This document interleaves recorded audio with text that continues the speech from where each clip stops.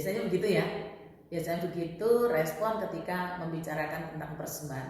Untungnya bukan saya yang mengatur materi saat teduh ini. Kita mengikuti bacaannya dari perspektif. Jadi relatif aman, saya tidak punya kepentingan. Tetapi kalau Tuhan sudah suruh untuk menyampaikan, ya harus disampaikan. Hari ini kita membahas persembahan Harun dan anak-anaknya. Persembahan yang harus dilakukan oleh seorang imam. Sebab Harun ini konteksnya adalah seorang imam. Kalau dikontekskan hari ini, maka ini membicarakan persembahan seorang hamba Tuhan. Memang saudara, dalam imamat 6-7 ini bukan satu-satunya membahas tentang persembahan Harun dan anak-anaknya. Ada beberapa persembahan yang dijelaskan seperti korban bakaran, korban sajian, korban penghapus dosa, korban penebus salah, korban keselamatan, banyak macamnya. Tetapi renungan perspektif justru mengangkat ayat 20 yang berbunyi begini saudara. Inilah persembahan Harun dan anak-anaknya yang harus dipersembahkan oleh mereka kepada Tuhan pada hari ia diurapi. 1/10 eva tepung yang terbaik sebagai korban sajian yang tetap. Setengahnya pada waktu pagi dan setengahnya pada waktu petang. Saat teduh kita hari ini dari imamat 6 sampai imamat 7. Namun yang dibacakan akan ayat 24 sampai 30. Demikian sabda Allah. Dan pada malam hari ini terambil dari imamat 6 ayat 24 sampai 30. Korban penghapus dosa. Tuhan berfirman kepada Musa, demikian. Katakanlah kepada Harun dan anak-anaknya, inilah hukum tentang korban penghapus dosa. Di tempat korban bakaran disembelih, disitulah harus disembelih korban penghapus dosa di hadapan Tuhan. Itulah persembahan maha kudus. Imam yang mempersembahkan korban penghapus dosa itulah yang harus memakannya. Haruslah itu dimakan di suatu tempat yang kudus, di pelataran kemah pertemuan. Setiap orang yang kena kepada daging korban itu menjadi kudus, dan bila darahnya ada yang terpercik kepada sesuatu pakaian, haruslah engkau mencuci pakaian itu di suatu tempat yang kudus.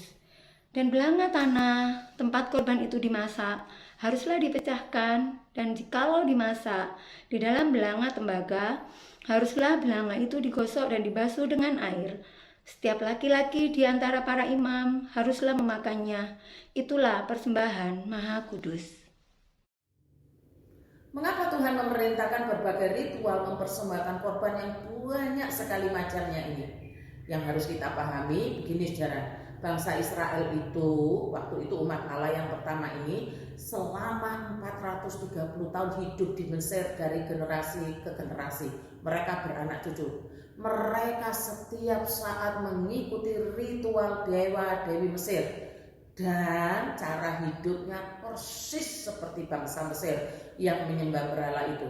Untuk membersihkan pikiran umat, untuk membersihkan ingatan umat terhadap ritual-ritual Mesir, maka Tuhan memberikan ritual-ritual baru yang berhubungan dengan Tuhan Allah sendiri, yang pada akhirnya digenapi oleh Tuhan Yesus. Semua itu berkesinambungan ke sana saudara.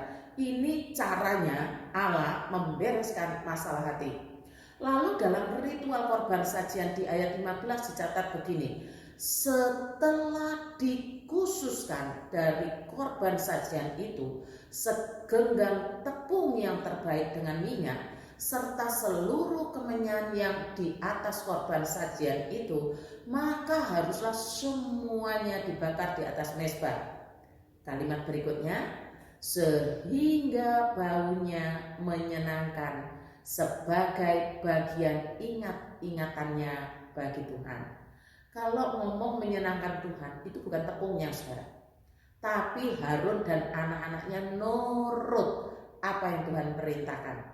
Nah, ini yang diajarkan berulang-ulang. Sebab kalau Harun dan anak-anaknya nggak nurut, maka akan berpengaruh kepada umat. Umat bisa tidak nurut juga. Ingat, ajaran iman kita itu unik. Lalu di ayat 16 saudara berkata begini, selebihnya haruslah dimakan oleh Harun dan anak-anaknya. Haruslah itu dimakan sebagai roti yang tidak beragi di suatu tempat yang kudus. Haruslah mereka memakannya di pelataran kemah pertemuan. Apa tujuan Allah memerintahkan haruslah mereka memakannya di pelataran kemah pertemuan? Untuk apa coba? Zaman itu saudara, tidak ada Zoom, tidak ada CCTV, tidak ada YouTube, tidak ada medsos, tidak ada. Satu-satunya cara supaya umat melihat langsung cara hidup imam adalah dengan melihat mereka di pelataran. Melihat apa? Melihat makan roti tidak beragi. Nah, roti tidak beragi itu kan menunjukkan ajaran yang murni, tidak bercampur-campur, tidak setengah-setengah. Kan seperti itu maunya Tuhan, langsung ditunjukkan, bukan diam-diam yang penting kamu tahu, kamu merasa. Enggak, harus ditunjukkan, bahkan jelas di pelataran. Dan yang terakhir saudara di ayat 24 sampai 30 tentang korban penghapus dosa. Disebutkan sebagai korban penghapus dosa, sebagai persembahan Maha Kudus. Saudara perhatikan, kalau kita baca makna korban penghapus dosa disebut sebagai persembahan Maha Kudus. Makanya sama di pelataran.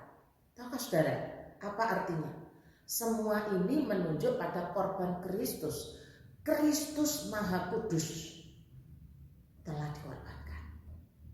Kalau kita sudah tahu, mengapa kita masih kekeh dan tidak mau bertobat? Semoga Allah menyingkapkan bagi kita maksudnya yang suci. Selamat ulang tahun Ivana Febi, Anggi Twin Pravita, Ibu Solicen, walaupun tanggal 29, sebab tahun ini tidak ada tanggal 29. Allah tetap memerintahkan kita untuk membawa persembahan. Lakukanlah dengan iman. Mari kita berdoa.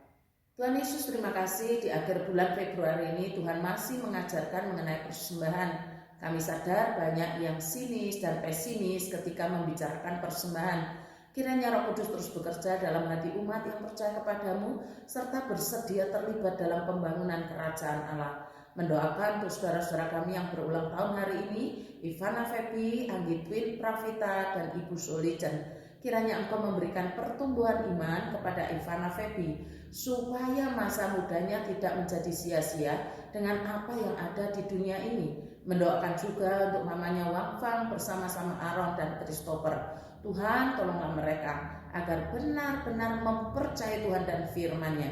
Berdoa juga untuk Anggi Twin Pravita. Kiranya Roh Kudus menolong Anggi agar mempunyai waktu dan memakai kesempatan yang Tuhan berikan untuk merendahkan diri di kaki Tuhan dengan menaruh firman itu dalam jiwanya. Mendoakan juga untuk dua anak-anaknya bersama suaminya. Tuhan, tolonglah keluarga ini. Berdoa juga untuk Ibu Solicen pada masa lanjut usianya. Kiranya Roh Kudus memberikan perjumpaan secara pribadi dengan firman-Mu, sehingga sukacita Kristus menjadi sukacitanya juga. Terima kasih Tuhan, dalam nama Tuhan Yesus kami berdoa. Amin.